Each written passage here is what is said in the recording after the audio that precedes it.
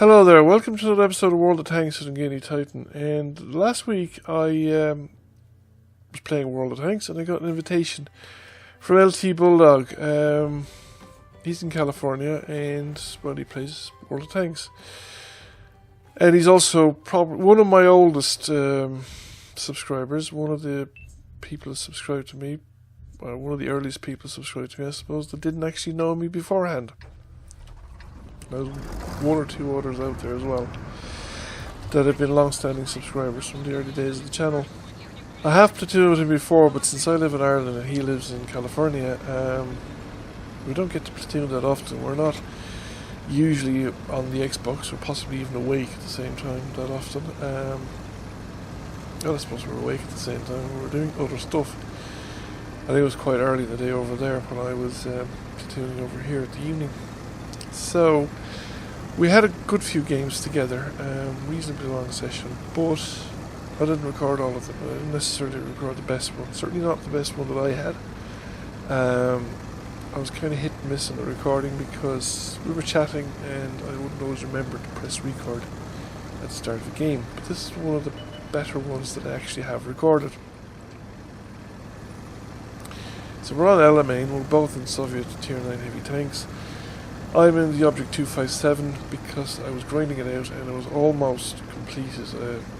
I finished up, I think the session was this thing about 10 or 15,000 points short of Elite, and I Elited it Wednesday, and he was in the T10 because he's doing the same thing with the T10. So I normally go around the beach side in a Soviet heavy tank in Alamein because there's some good spots for engaging the enemy tanks. You usually have the speed to engage them fairly far east, and you generally don't have to worry about the southern flank because the area just around between the road and the railway is generally kind of a no man's land. It's overlooked by a lot of positions and it's a very dangerous place to go with a tank. That said, other people have made it to the 4 locations in front of me, and also I think I wasn't paying enough attention and we weren't talking to each other tactically enough.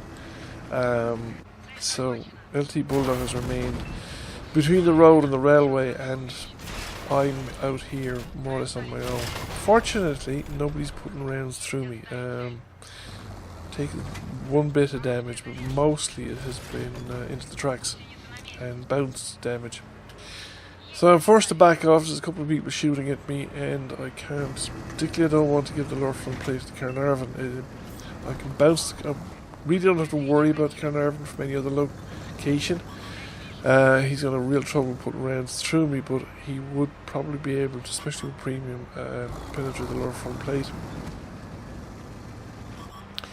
And the T10 is also a dangerous tank, so I put a round into the tracks, attract the T10. Which is good because it gives other people an opportunity to take him out. Now he is taking damage, but I don't think I'm not getting credit for it. I only got credit for one relatively minor hit. So somebody else must have tracked him subsequent to me, and they're getting the tracking credit. Because while he's been tracked out there, he's lost most of his hit points, but I've only got 241 assisted damage. And I know that I had 28 assisted damage on some of those earlier on. So, the T10's out of the way. We're engaging a guy up here. The Carnarvon's being directly engaged by the Woozy 111 tank destroyer. And I'm going to go around the back because I reckon I can take the Carnarvon from behind. I think at this point I did communicate my intentions with LTBulldog because he's actually converging on my location. With the Carnarvon out of the way, I decided I'm not going to face a T28 from the front. We can go around behind them, it's much easier to hit them. So let's go back and see what LTBulldog was gaining. Now he's got 2 hits in already and he's managed to kill at long range there. So, but he is in this sort of open ground. Now this is recorded using the playback system. LTBulldog wasn't recording the game while he was playing it, so I just downloaded the recording system and I just playing it with a following camera, so you can see the ribbons as he builds them up, and you can see that he has noticed the the light tank that was coming in behind him before I actually noticed it, following him on the camera. So he's chasing that light tank off, comes around, comes off the cliff without taking any real damage. Without taking any damage at all. I'm pretty sure if I did that I'd have destroyed the tank. Don't know how it, but I always seem to manage to destroy a tank when I do stuff like that. Anyway, I think at this point he decided not to chase your man into the canyon.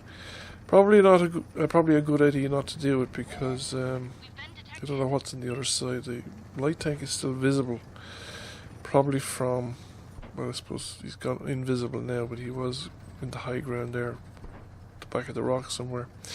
And I think at this point that I was probably closing in on the railway bridge, and I had told my platoon partner of my intentions, so he's come over to join me. So he's coming around the back. He's going to get first dibs on the T-28. However, he fluffs the shot, and I think he hits that one into the tracks. Meanwhile, I'm coming in over the top, and he's taking fire from Craft Panther. Craft Panther's done a bit of damage to these tracks and does some actual damage as well, but I think the subsequent shots by the Craft Panther aren't doing any real damage to LTBulldog. But he has decided to pursue the Craft Panther into the canyons at this stage. Now, it is a relatively safe option at this point. Two sides of the canyon entrances are covered by allies, and we're coming around the other side, so if the Craft Panther doesn't step lively, he's going to get caught. So the Craft Panther is aware of what's going on and is making his way out, but he's going straight across the open desert. Now, there is a T-95 down there, but I suppose the T-95 has so many things to shoot at. He doesn't shoot at LTBulldog anyway, so LTBulldog gets another round at the Craft Panther, and I finish him off. So if we swing back to where I was just after LTBulldog went into the canyon, I'm coming around the other side. There's the Craft Panther coming in over behind that ridge line, and there's the T-95 in front, and there's artillery's been observed further down, but the artillery's been taken out. Craft Panther has come into view. He doesn't have a lot of hit points left, but managed to get around into him and finish him off. The enemy team have completely melted at this stage. There's only about 6 of them left. Now, I got a big knock from the T-95 there, and I was really concerned. But the T-95 turned to face off against LTBulldog, and LTBulldog managed to track him and hold him in position, which I think saved my ass, because otherwise I would have been, I think, in real trouble. That T-95 would probably have gotten me. And he's managed to track him a second time, so the T-95 has been thoroughly held in position, and people are putting fire into him. So I'm here approaching him, and he has taken a couple of hits. He was at half to 3/4 health, I think, when we saw him last. When I saw him earlier on after taking the hit from him. But my biggest problem now is actually getting the gun down while he's still tracked. He's actually freed his tracks, but he's not able to make the turn, and before I got the gun low enough to penetrate and shoot into the side armour of the T-95. So from here on out, it's kind of all me. I get that shot into the Conqueror. I was kind of lucky, really. It could have just as easily missed. I was aiming for the side just above the tracks, above the rope wheels, and it hit him in the back of the turret. Russian guns at long range. On the other hand, this shot, stationary for a bit longer. It was right where, more or less, where I pointed it, into the back of the IS. And there is only a Conqueror remaining, with a sliver of health, and everybody's basically charging towards the last known location of the Conqueror. He pops out. I take the chance and snap off a shot, because another row of tanks in better position nearer, and I missed. He beat me to it. And that is pretty much it. The CDC gets the Conqueror the last shot, and it is game over and victory. GG, LTBulldog. So we get to see the final score. We have a victory. Of course, we didn't actually lose very many tanks. I did just under 2k damage and just over 2k blocked. managed to scrape up a 3rd class mastery and came 4th by experience. LTBulldog, he's only got about 170 odd points damage behind me, but he's 1, 2, 3, 4 more places further down the experience. So thank you for playing with me anyway. It was an enjoyable game and an enjoyable evening. So I hope you enjoyed the video and found it interesting. If you did, please give it a like and a thumbs up. Thank you very much. And if you've not already done so, please subscribe to the channel. I will catch you all again soon. Bye for now.